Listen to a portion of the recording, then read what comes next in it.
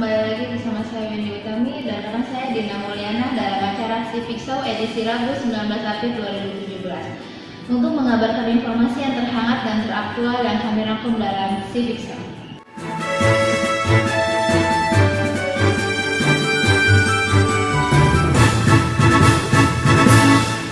Oke pemirsa, kita tahu bahwasanya Indonesia menganut ideologi Pancasila sebagai ideologi terbuka yang dapat berinteraksi dengan perkembangan zaman. Nah, sikap-sikap positif Pancasila sebagai ideologi terbuka dapat dilakukan dengan mengamalkan nilai-nilai Pancasila. Ya, untuk lebih mengetahui lagi tentang Pancasila sebagai ideologi terbuka, kita telah terhubung bersama seorang pakar ideologi, yaitu Profesor Dr. Ahmad Aji Sabda Pamungkas. Selamat pagi, Pak Aji. Ya, selamat pagi. Ya, Pak Aji, bagaimana menurut pandangan Bapak mengenai ideologi Pancasila saat ini? Pancasila sebagai ideologi terbuka adalah ideologi yang tidak dimutlakkan. Dalam artian ideologi itu merupakan bukanlah pemberian dari suatu negara, melainkan tumbuh dan berkembang di masyarakat itu sendiri.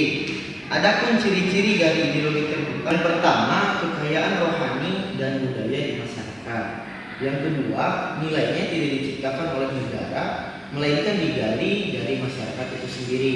Yang ketiga, isinya tidak instan ataupun operasional, dalam artian setiap generasi boleh menafsirkan sesuai dengan zamannya. Yang keempat, menginspirasi masyarakat untuk bertanggung jawab. Yang kelima, menghargai keanekaragaman sehingga dapat diterima oleh semua latar belakang budaya dan agama. Pancasila sebagai ideologi terbuka dapat diartikan sebagai ideologi yang mampu menyesuaikan dengan perkembangan zaman, dalam artian bukan untuk mengubah nilai-nilai dasar yang ada, melainkan mengembangkan dari nilai dasar-dasar tersebut. Ya, selanjutnya bagaimana pengaplikasian sikap positif Pancasila sebagai ideologi terbuka? Sikap positif Pancasila sebagai ideologi terbuka dapat dilakukan dengan mengamalkan nilai-nilai Pancasila. Seperti dalam sila pertama, itu tercermin adanya sifat toleransi antar umat beragama.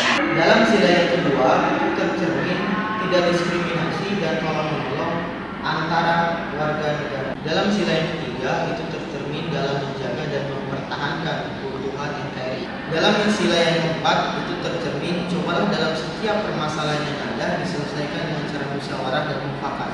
Dan pada sila yang kelima, itu tercermin menjaga keseimbangan antara hak dan kewajiban dan menggalakkan kegiatan-kegiatan sosial untuk memajukan lingkungan. Baik, terima kasih banyak kepada Bapak Profesor Dr. Ahmad Aji Sabda Pamungkas selaku pakar ideologi yang telah bergabung bersama kami di Civic Show. Nah, setelah tadi dipaparkan oleh Bapak Aji mengenai Pancasila sebagai ideologi terbuka, bahwasanya kita sebagai warga negara yang baik harusnya dapat mengamalkan dan juga mengaplikasikan nilai-nilai Pancasila. Ya, betul sekali. Lalu dalam pengaplikasian sikap positif kita terhadap ideologi Pancasila dapat dilakukan melalui pengamalan nilai-nilai Pancasila itu sendiri. Nah, contoh pengaplikasian dari nilai-nilai Pancasila salah satunya yaitu antar umat beragama yang terjalin di Kota Serang, Banten, yaitu masjid dan gereja yang berada di Jalan Maulana Hasanuddin yang berdekatan. Namun demikian kehidupan mereka antar kedua umat tersebut saling tetap hidup dalam keadaan harmonis. Ya, untuk informasi selengkapnya akan disampaikan oleh rekan saya Meli yang berada di lokasi. Ya, Saudara Meli, bagaimana toleransi yang terjalin di sekitar lingkungan masjid dan juga gereja? Terima kasih pada rekan Dina dan Meli. Pemirsa, saat ini saya sudah berada di lingkungan Masjid Agung Kota Serang. Contoh kuat dari toleransi umat beragama yang sesuai dengan sila pertama Pancasila dapat dilihat dari lingkungan Masjid Agung ini yang berhadapan langsung dengan Gereja Katolik yang berada di Jalan Maulana Yusuf Kota Serang.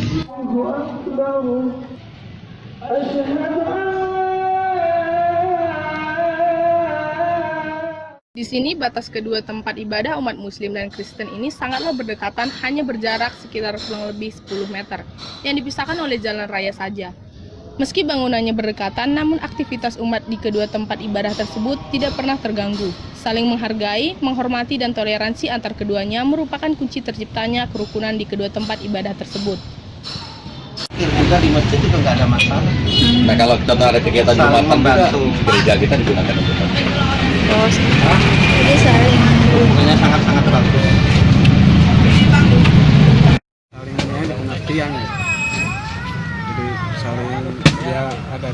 bersih gitu. Sini kalau Jumatan kalau penuh ke sana. Bangunan Masjid Agung diresmikan pada tahun 1994. Sedangkan Gereja Katolik Kristus Raja berdiri tahun 1950. Kedua bangunan peribadatan tersebut sudah lama berdiri saling berdekatan tanpa adanya konflik dan masalah. Setiap ada perayaan, kedua agama tersebut saling menghormati dan saling memberikan fasilitas khususnya lahan parkir. Ya, kedua bangunan tersebut saling berdampingan menghadirkan keharmonisan serta kebersamaan yang menenteramkan hati. Laporan langsung dari Jalan Maulana Yusuf, Kota Serang. Sekarang kembali ke studio bersama rekan saya, Dina dan Witi. Saya Meli Andriani bersama segenap kru pamit undur diri. Oke, terima kasih kepada rekan Meli yang telah melaporkan langsung dari lokasi lingkungan Gereja Kristus Raja dan Masjid Agung Serang. Ya, informasi selanjutnya informasi yang menarik dan perlu diapresiasi para anggota Kopassus yang semangat bergotong royong menggalakkan aksi bersih-bersih lingkungan. Berikut liputan selengkapnya. Rabu, 12 April 2017, para anggota Kopassus TNI AD dibantu dengan petugas kebersihan bergotong royong melakukan aksi bersih-bersih lingkungan di Jalan Cilegon Serang, Taman Baru, Tak-Takan, Serang, Banten. Para anggota Kopassus memang setiap hari melakukan kegiatan bersih-bersih lingkungan, mulai dari jam 6 pagi sampai jam 11 siang, dalam rangka mewujudkan lingkungan sekitar yang bersih dari sampah. Berharap dengan adanya kegiatan ini, membuat masyarakat peka terhadap lingkungan, membuat masyarakat peduli dan ikut berpartisipasi menjaga lingkungan, karena menjaga dan peduli terhadap lingkungan juga merupakan bakti nyata terhadap negara. Dan Taman Baru Tak-Takan, Serang, Banten. Indri Herdiana melaporkan.